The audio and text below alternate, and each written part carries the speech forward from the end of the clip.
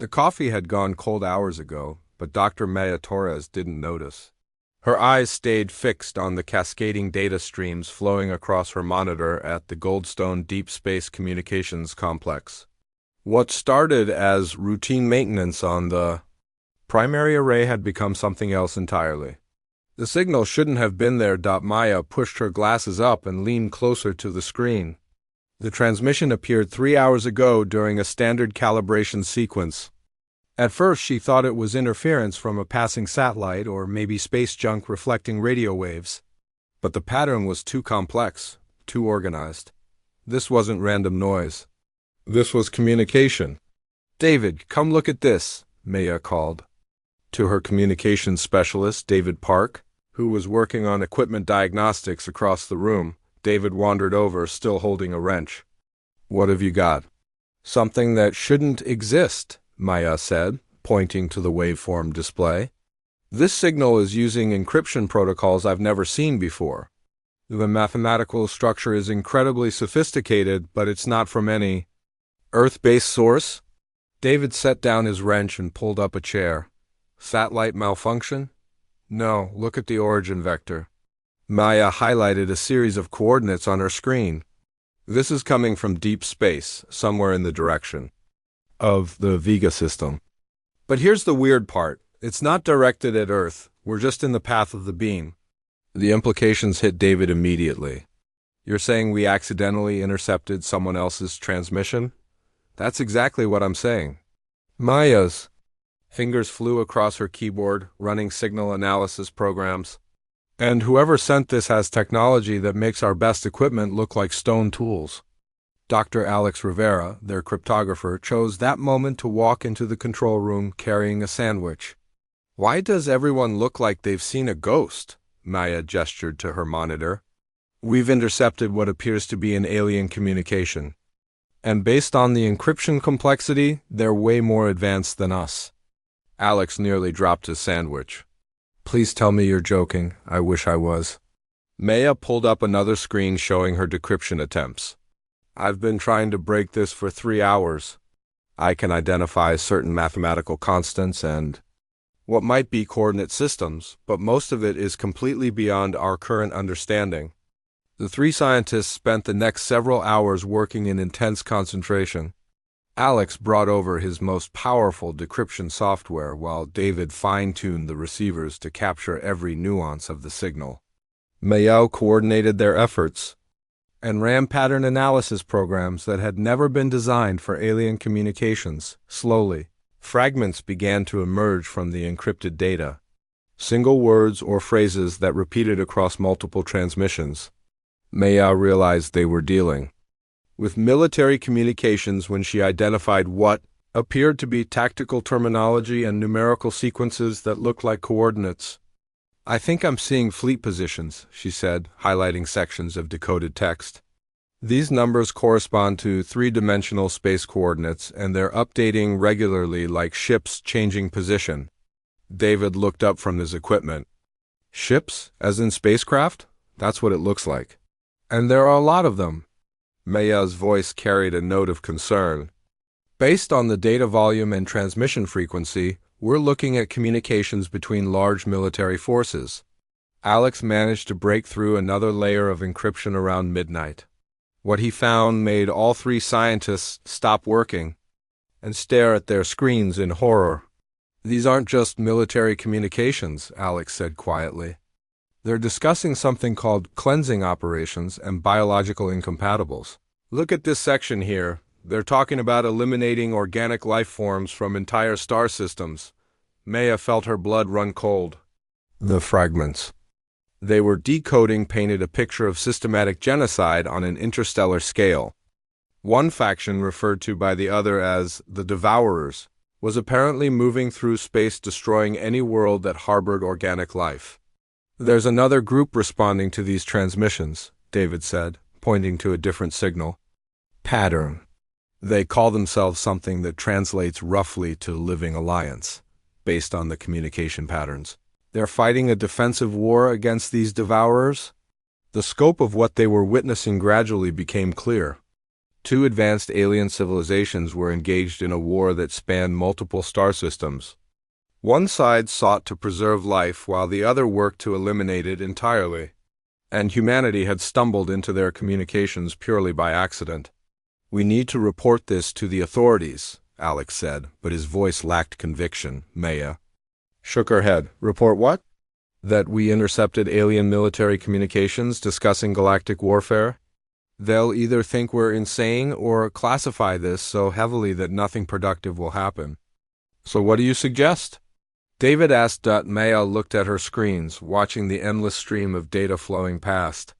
Somewhere out there, civilizations were fighting for their very survival against an enemy that viewed all organic life as contamination, to be cleansed. The Living Alliance was sending desperate communications, coordinate updates, and what appeared to be calls for assistance. "We keep monitoring," she said finally. "We decode everything we can and try to understand the full scope of what's happening. If there's really a war going on out there, we need to know about it." Over the following days, the picture became increasingly grim. The Living Alliance was losing ground rapidly. Their communications grew more desperate as the Devourers advanced. Through system after system, Maya's team watched helplessly as entire civilizations apparently fell silent. Their final transmissions cut short mid-sentence. The Devourers' military efficiency was terrifying. They moved through space with mechanical precision, overwhelming defensive positions with overwhelming force and advanced technology. The Living Alliance fought bravely, but were clearly outmatched in terms of firepower and numbers. Then came the transmission that changed everything. The Living Alliance sent out what could only be described as a desperate plea for help. It was broadcast on multiple frequencies simultaneously, using every communication protocol they possessed. The message was clear even through the encryption. They were calling for assistance from any civilization capable of receiving their signal. Maya stared at the decoded message for hours. The mathematical beauty of their plea was unmistakable. These beings, facing extinction at the hands of the Devourers, had reached out across the galaxy hoping someone, anyone, might come to their aid. The signal wasn't meant for Earth. Humanity was just in the right place at the right time to intercept it. But now Maya faced an impossible decision. She could maintain their passive monitoring role and watch an entire coalition of civilizations face annihilation, or she could do something unprecedented in human history. She could respond. The smell of burnt coffee filled the Goldstone facility's break room as Maya paced back and forth, her mind racing through possibilities that all seemed equally insane. 5 days had passed since they first intercepted the alien communications, and the situation had deteriorated rapidly. The Living Alliance was running out of time. Alex sat at the small table, surrounded by printed copies of decoded transmissions. His eyes were red from lack of sleep, but his voice remained steady. "The pattern is consistent across all their recent communications. The Devourers aren't just conquering territory, they're sterilizing it completely. Every world they take goes completely silent within hours of occupation." David joined them, carrying his tablet with the latest signal analysis. "I've been tracking the transmission origins, and the Living Alliance forces are in full retreat. They've lost contact with at least 12 systems in the past 3 days alone. At this rate, they'll be completely eliminated within weeks." Maya stopped pacing and looked at her colleagues. These two men had become the only other people on Earth who truly understood what was happening in the galaxy around them.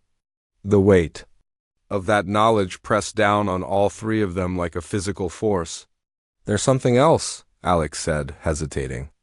"I managed to decode part of a technical specification they transmitted yesterday. The Devourers aren't just using superior numbers.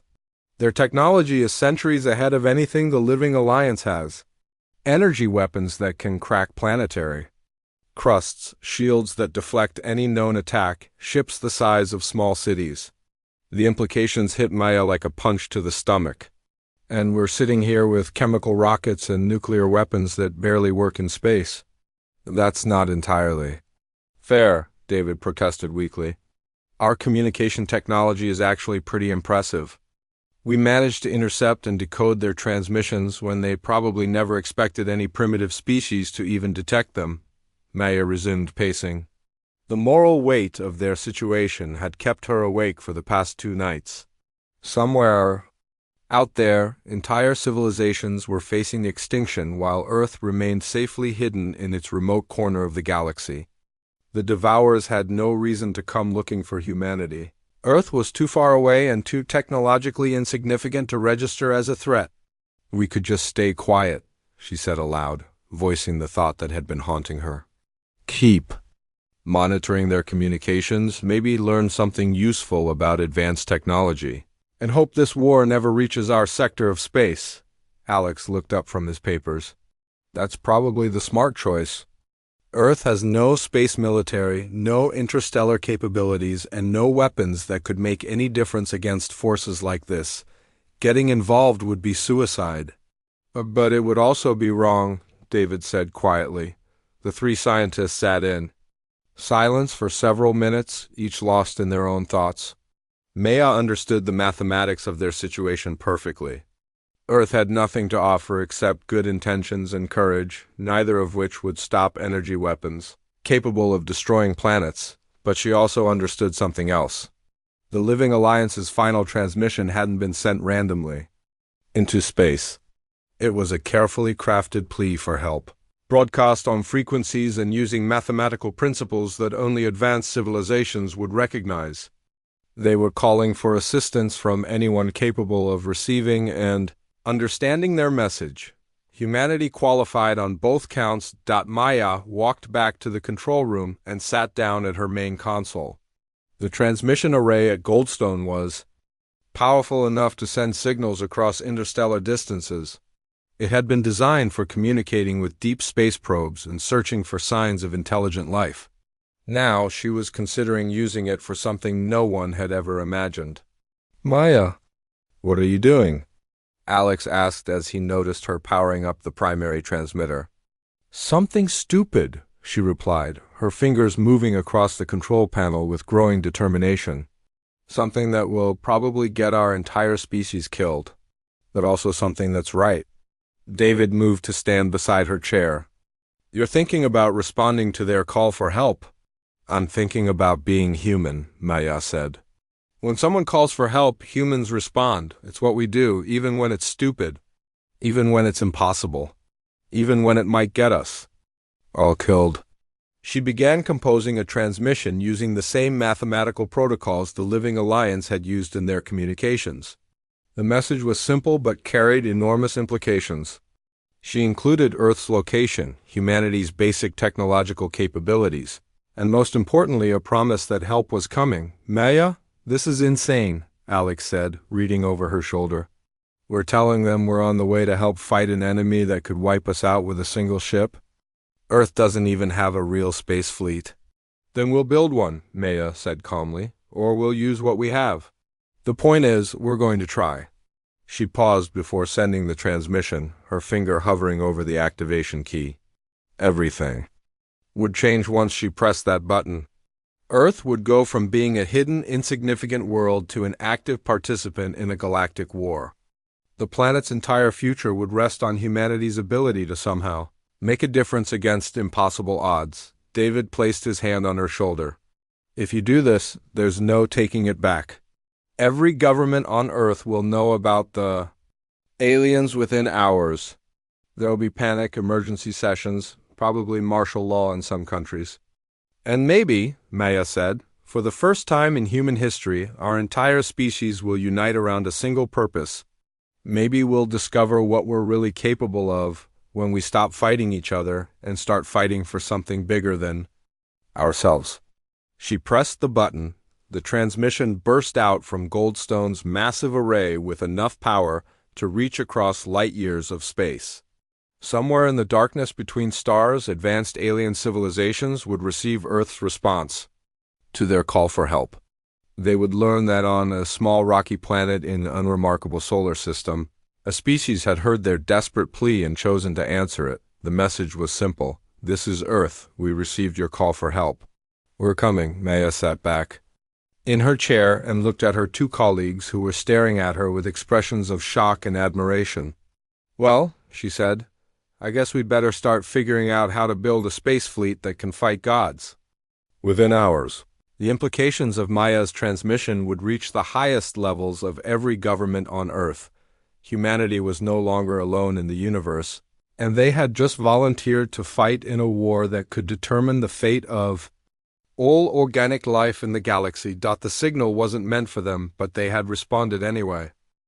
The emergency session at the United Nations had been going for 18 straight hours, and Dr. Amanda Cross felt like she was watching humanity collectively lose its mind. Representatives from every major nation sat around tables that had once hosted discussions about trade disputes and territorial boundaries, now desperately trying to comprehend galactic warfare and interstellar genocide. "Let me make sure I understand this correctly," said the Secretary General, looking exhausted. "Dr. Torres sent an unauthorized transmission to alien civilizations promising military assistance that we don't possess, for a war we can't reach, against an enemy that could apparently destroy our planet without effort." Amanda nodded grimly. "That's an accurate summary, yes?" The room erupted into chaos again as representatives began shouting in multiple languages. Some demanded Maya's immediate arrest for endangering the entire planet. Others called for Earth to send a follow-up transmission explaining that the first message was a mistake. A few suggested humanity should hide and hope the Devourers never noticed their small corner of the galaxy. "Silence!" The Secretary General's voice cut through the noise. "Dr. Cross, in your professional opinion, what are our options?" Amanda stood up, feeling the weight of every eye in the room. 3 days ago, she had been director of the International Space Cooperation Initiative, coordinating peaceful scientific missions. Now she found herself leading something called the Emergency Space Response Division, tasked with the impossible job of turning Earth into a spacefaring military power in a matter of weeks. "We have 3 choices," she said clearly. "First, we can send a retraction message and hope these advanced civilizations understand that we made a mistake. Second, we can try to hide and hope this war never reaches Earth. Third, we can do exactly what Dr. Torres promised, find a way to help." The Russian representative leaned forward. "The third option is suicide. Our most advanced spacecraft are barely capable of reaching Mars. How exactly do we fight beings who can destroy planets? The same way humans have always won impossible battles," Amanda replied. "By refusing to accept that they're impossible." Captain Ben Walsh, who had been quietly reviewing technical specifications in the corner, finally spoke up. "Dr. Cross is right. I've been looking at our available resources, and while we don't have a traditional space military, we have something else. We have more spacecraft than any civilization in history." The room turned to look at him with confusion. Walsh continued. "Communication satellites, research probes, space stations, private spacecraft, military surveillance platforms, even billionaire tourism ships. If we combine everything Earth has ever put into orbit or sent into deep space, we're looking at thousands of individual craft." Dr. Liam Foster, who had arrived from NASA that morning, added, "Most of these weren't designed for combat, but they weren't designed for interstellar travel either. We'll have to modify everything. Strip out non-essential systems, add propulsion capabilities, figure out how to mount weapons on civilian research vessels." "This is madness," the Chinese representative said. "You're talking about converting tourist spacecraft into military vessels and sending them against an enemy that destroys planets." "Yes," Amanda said simply. "That's exactly what we're talking about, because the alternative is watching entire civilizations get wiped out while we do nothing." The Japanese representative raised her hand. "Even if we could somehow assemble this fleet, how long would it take to reach the battle zone? Based on the coordinates Dr. Torres provided, we're talking about distances that would require years of travel." Foster pulled up his calculations on the main display. "Using our current fastest propulsion systems and pushing them beyond safe operational limits, we could reach the conflict zone in approximately 4 months, but that's assuming we launch within the next 2 weeks. 4 months, the Secretary General repeated slowly. And how long do the Living Alliance forces have? Amanda checked her latest report from Maya, who was still monitoring alien communications at Goldstone. Based on their transmission patterns and the rate at which their positions are being overrun, we estimate they have perhaps 3 weeks before complete defeat. The mathematics were brutal and undeniable. Even if Earth launched every available spacecraft immediately, they would arrive months after the Living Alliance had been completely destroyed. The mission was worse than impossible. It was pointless. So we'll be traveling across space to avenge people who will already be dead, the British representative said grimly. Maybe, Amanda replied. Or maybe our message will give them hope to hold out longer. Maybe knowing that help is coming will inspire them to fight harder.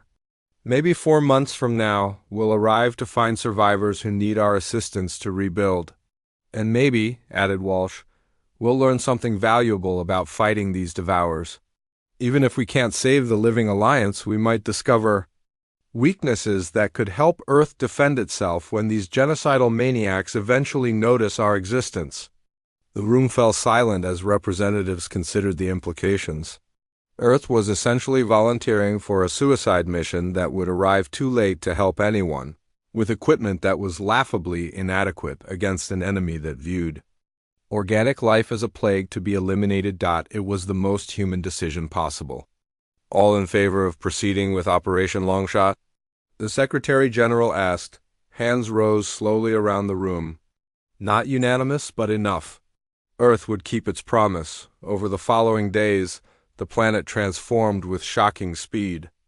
Military bases that had never handled spacecraft became launch facilities. Civilian satellites were hastily equipped with improvised weapon systems. Research vessels designed for studying asteroids were modified for combat operations. Billionaire space tourists volunteered their ships for military service. The response was unprecedented in human history. Countries that had been enemies for decades shared technology freely. Engineers worked around the clock to solve problems that had never existed before.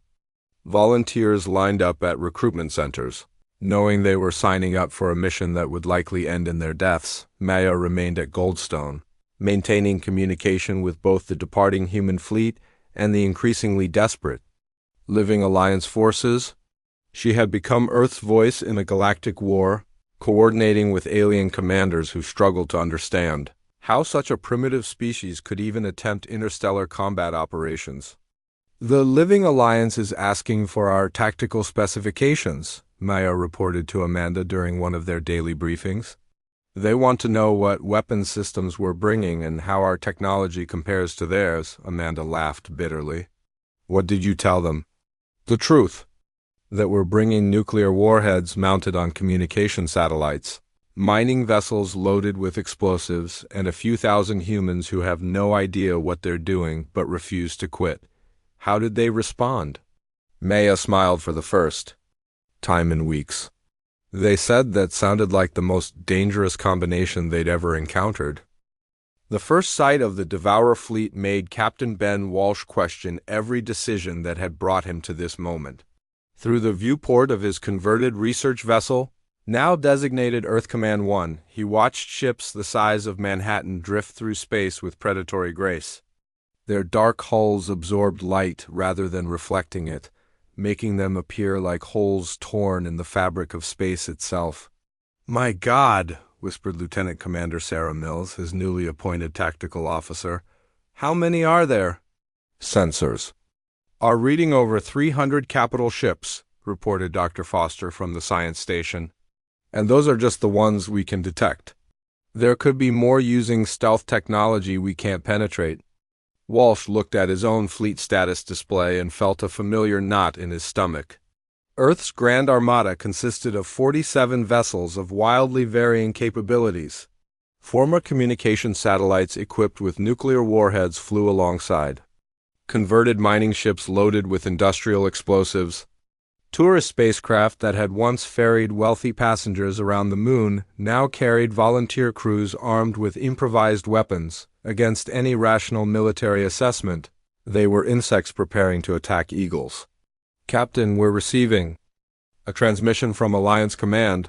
Mills reported the holographic display flickered to life, revealing Commander Tesh, the Living Alliance's senior tactical coordinator.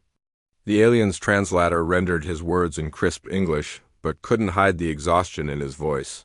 Human fleet, this is Alliance Command. We appreciate your arrival, but I must advise immediate withdrawal. The Devourer forces have grown significantly since your last intelligence update. This is no longer a battle you can hope to influence. Walsh exchanged glances with his crew. They had traveled 4 months across interstellar space, pushing their jury-rigged vessels to the breaking point.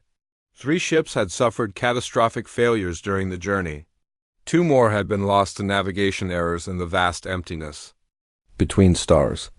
The survivors were running on determination and caffeine, operating equipment that should have failed weeks ago. Alliance Command, this is Captain Walsh of Earth Command. We didn't come this far to watch from the sidelines. What's the tactical situation? Tesh's image flickered as weapons fire from the nearby battle interfered with their communications. The Devourers have surrounded our last stronghold in the Kepler system. Their main fleet is positioned in a standard siege formation, using their overwhelming firepower to methodically destroy our defensive platforms. We estimate complete defeat within 6 hours. Foster pulled up a tactical analysis on his screen. Captain, their formation is designed for maximum efficiency against conventional fleet tactics. But look at this, they're concentrating their heaviest ships in predictable positions. They're not expecting unconventional attacks. Walsh studied the enemy formation and felt something click in his mind. The Devourers fought like machines, following optimal tactical doctrine with ruthless precision. But humans had never been optimal. They were chaotic, unpredictable, and too stubborn to follow proper military theory. Mills, get me a channel 2. All Earth vessels, Walsh ordered. Channel open, Captain. Walsh looked directly into the communication camera, knowing his words would reach every human in the fleet. This is Captain Walsh to all Earth forces. What we're about to do violates every principle of sound military strategy. We're outnumbered 100 to 1 by ships that could vaporize us without effort. Any reasonable commander would order immediate retreat. He paused, seeing his reflection in the dark viewport. Behind him, the Living Alliance's final stronghold burned under relentless Devourer attacks. But we're not reasonable. We're human. And humans have a long history of winning battles. They had no business fighting. Here's what we're going to do. Over the next hour, Walsh's fleet spread throughout the battle zone in patterns that made no tactical sense to either the Devourers or the Living Alliance. Individual human ships broke formation and scattered in what appeared to be panicked flight.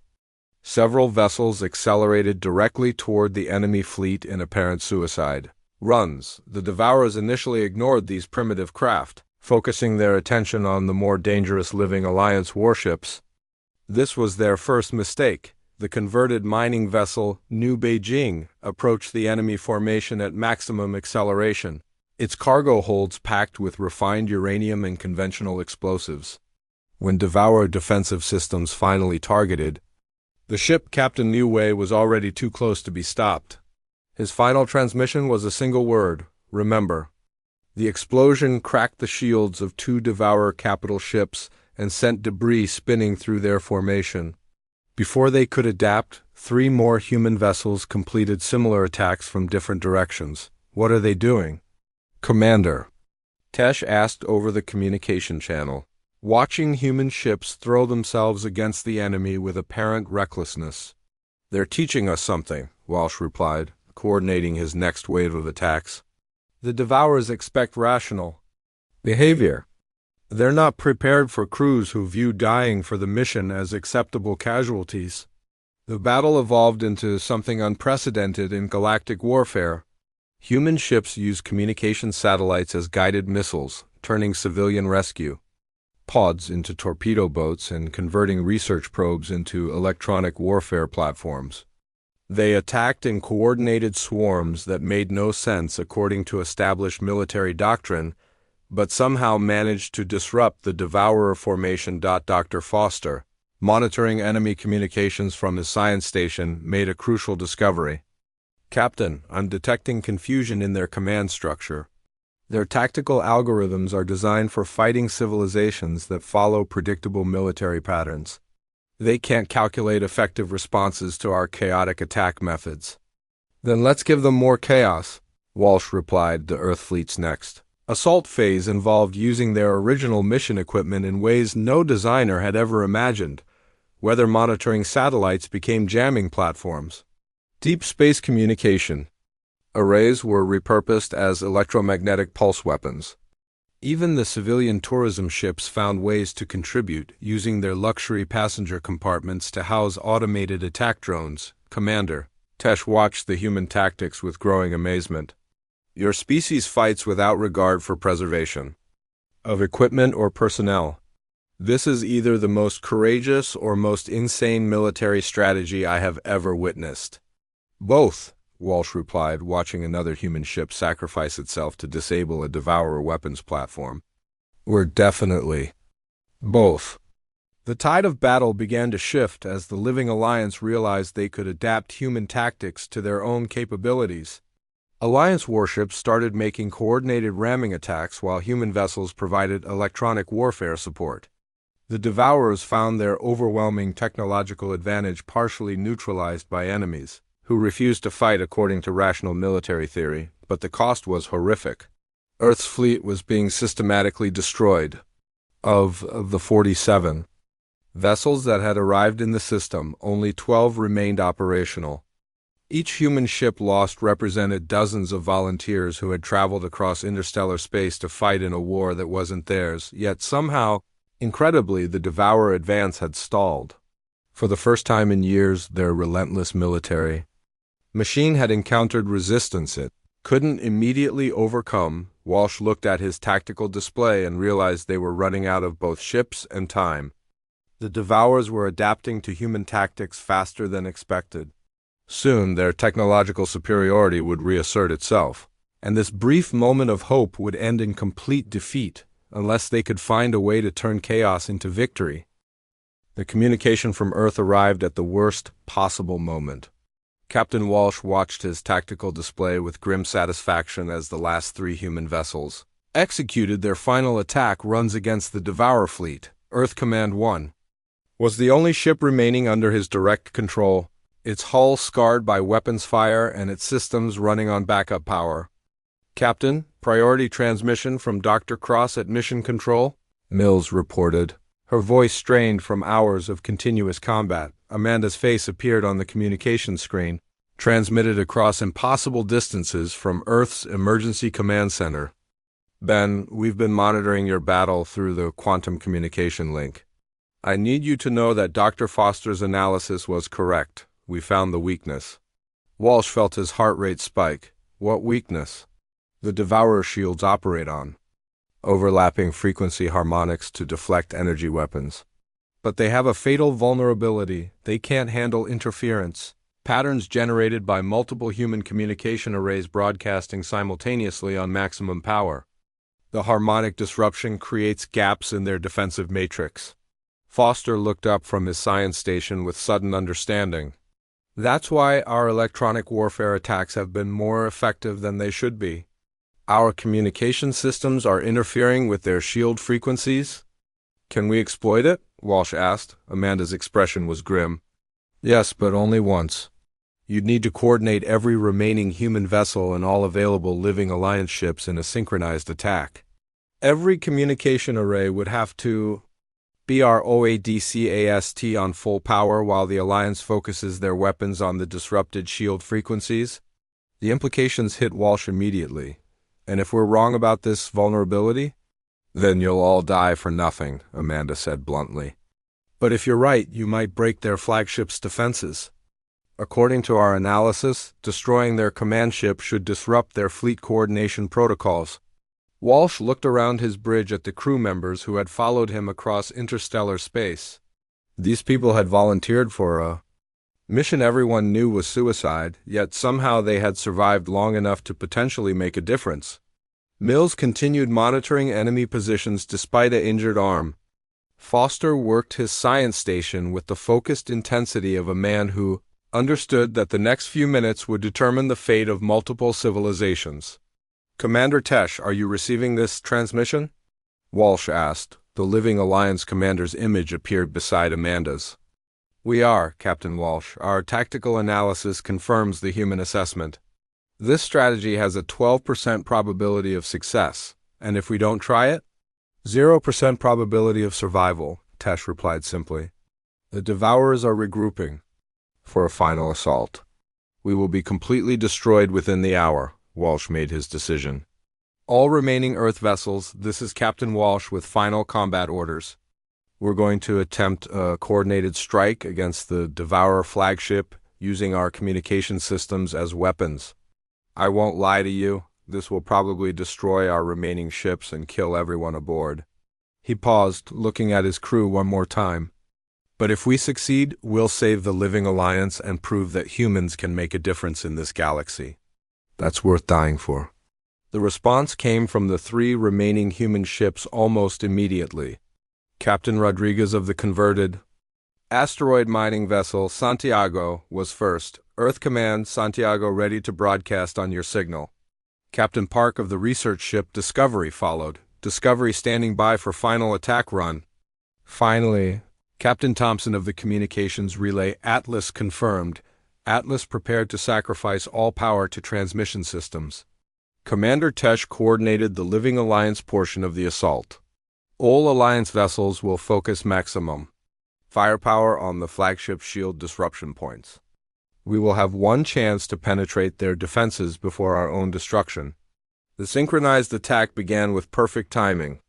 Every human vessel poured all available power into their communication arrays, broadcasting on the specific frequencies Foster had calculated. The harmonic interference pattern spread through space like invisible lightning, disrupting the energy fields that protected the massive Devourer flagship dot at the exact moment the shields flickered. Every Living Alliance warship fired simultaneously. Energy beams that had been ineffective against Devourer technology suddenly found gaps in their defenses. The enemy flagship's hull cracked under the focused assault, explosions blooming across its surface like deadly flowers, but the attack came at a terrible price. The human vessels, having drained their power systems completely, became sitting targets for Devourer defensive fire. Walsh watched helplessly as the Santiago, Discovery, and Atlas were systematically destroyed by enemy weapons. "Captain, they're targeting us," Mills reported as Earth Command 1 shuddered under weapons fire. "Shields failing," Foster added. "Hull breaches on decks 3 and 4. Walsh gripped his command chair as another blast rocked the ship. Through the viewport, he could see the Devourer flagship listing heavily, its command structure burning. But dozens of other enemy ships were converging on their position. Then something unprecedented happened. The Devourer fleet formation began to collapse. "Captain, I'm reading massive system failures throughout their fleet," Foster reported with amazement.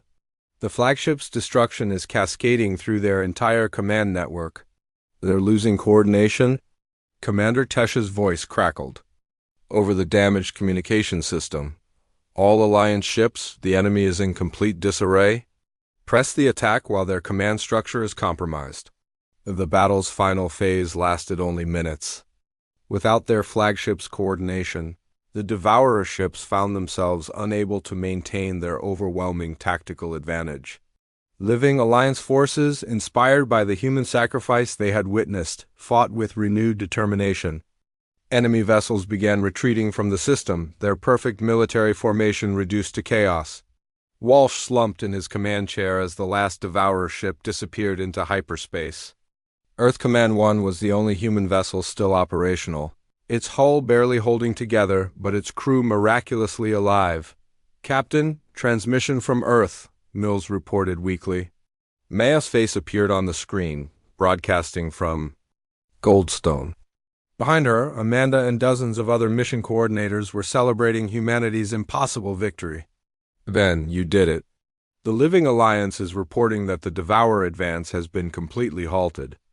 Their fleet is in full retreat, and Alliance forces are beginning to reclaim lost systems. Walsh managed a tired smile. At what cost?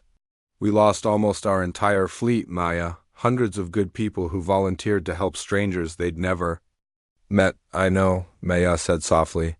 And their sacrifice saved entire civilizations. The Living Alliance has offered Earth full membership in their coalition and access to advanced technologies that will accelerate our development by centuries. Foster looked up from his damage assessment. Captain, we're receiving data transmissions from Alliance Command. Medical technology, propulsion systems, energy production methods, they're sharing everything. But perhaps more importantly, Maya continued, humanity has earned something that can't be measured in technology or territory, the respect of an entire galaxy. When civilizations throughout this sector tell the story of the war against the Devourers, they'll remember that when the call for help went out, humans were the ones who answered. Walsh looked out at the stars, no longer filled with enemy ships, but with the promise of peaceful contact with dozens of alien civilizations. Earth's children would grow up in a galaxy where humanity was known not for its advanced technology or military might, but for its willingness to help strangers in desperate need. Maya, Walsh said, his voice carrying across the light years. Between them, tell me honestly, when you first decided to respond to that signal, did you ever imagine it would lead to this? Maya's smile carried both pride and sadness. No, Ben, I thought we'd probably all die in the attempt. But I also knew that staying silent while civilizations were being destroyed wasn't really living either. Sometimes the only choice is between dying for something meaningful or living with the knowledge that you did nothing when it mattered most.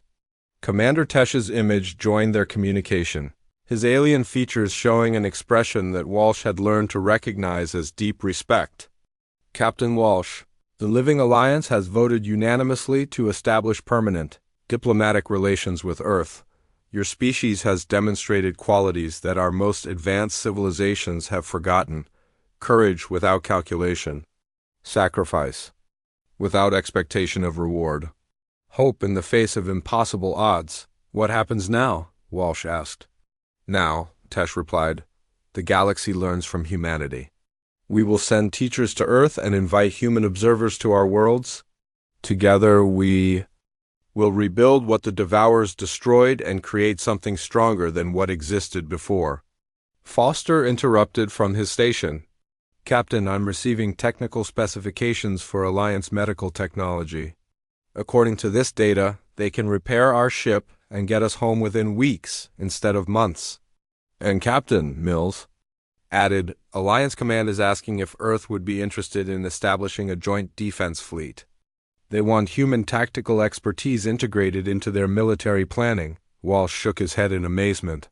4 months ago, humanity had been alone in the universe, unaware that other civilizations even existed. Now they were being invited to help shape galactic defense policy based on their chaotic, improvised fighting style. Maya, what's the situation on Earth? Complete chaos, but the good kind, she replied with a laugh. Every government is scrambling to establish first contact protocols. Scientists are fighting over access to Alliance technology. The UN is drafting treaties for civilizations we haven't even met yet. And somehow, people are more united than they've been in centuries. Nothing brings humans together like having something bigger than themselves to work toward. Amanda appeared beside May on the screen. Ben, there's something else you should know. The signal monitoring stations are picking up transmissions from over 50 different civilizations. Word of what happened here is spreading throughout the galaxy. Humanity has become famous as the species that traveled across space to help strangers fight an impossible war. Some of these civilizations are requesting formal contact with Earth, Maya added. They want to meet the species that values helping others over its own survival. We're going to need a lot more diplomats. Walsh felt the weight of exhaustion settling over him. The battle was won, but he was beginning to understand that the real work was just beginning. Humanity had gone from being unknown to being the most talked about species in the galaxy in a matter of hours. Commander Tesh. Can I ask you something? Of course, Captain. Why didn't any of the other advanced civilizations respond to your call for help? Surely there were species with better technology and larger fleets than Earth. Tesh was quiet for a moment before answering. There were, Captain Walsh. We sent our plea to over 200 civilizations with the capability to assist us. Most never responded. Those that did offered sympathy and promises to remember our sacrifice after the Devourers destroyed us. And Earth? Earth promised to come help, then actually did it. In our 5,000 years of recorded galactic history, no civilization has ever traveled so far with so little chance of success to assist strangers they had never met. Your species didn't calculate odds or analyze benefits. You simply heard that help was needed and responded immediately. The communication from Earth began to break up as the ship's damaged systems struggled to maintain the connection. Maya's voice came through clearly one last time. Ben, bring our people home, all of them.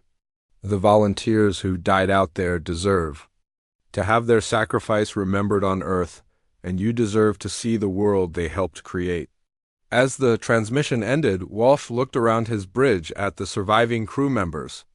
These people had followed him across impossible distances to fight in a war that wasn't theirs against an enemy that could have destroyed their entire planet. They had watched their friends die in ships that were never meant for combat, using weapons they had improvised from civilian equipment. And somehow, impossibly, they had won. Mills Foster began preparing casualty reports and mission summaries for transmission to Earth. The families of everyone we lost deserve to know exactly how their loved ones saved the galaxy. Yes, sir, Mills replied. Foster looked up from his console. Captain, the Alliance is transmitting coordinates for their nearest medical facility. They're offering to treat our wounded and repair our ship. Accept their offer, Walsh said. And Foster? Start learning everything you can about their technology. When we get home, Earth is going to need every advantage we can provide. As Earth Command 1 limped toward the Alliance medical station, Walsh reflected on Maya's original decision to respond to that intercepted signal. The transmission hadn't been meant for humanity, but they had answered anyway. And in doing so, they had changed the course of galactic history. The signal wasn't meant for them, but they responded anyway. Sometimes Walsh realized that was what made all the difference.